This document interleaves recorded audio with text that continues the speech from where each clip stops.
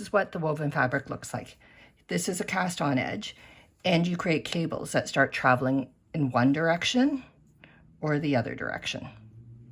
If a cable is traveling towards the edge and it reaches the edge, it'll turn and start to go in the other direction. On your needles, you will see design elements. They form the cables. They are worked in one color, and they're always knit through the back loop.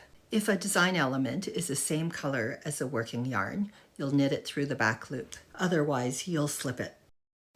There are also background stitches. They're purled on main colored rows and knit on contrast color rows.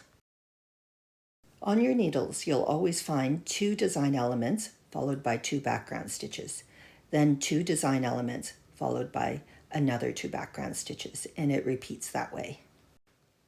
The exception is at the edge, where you might have a single design element on its own.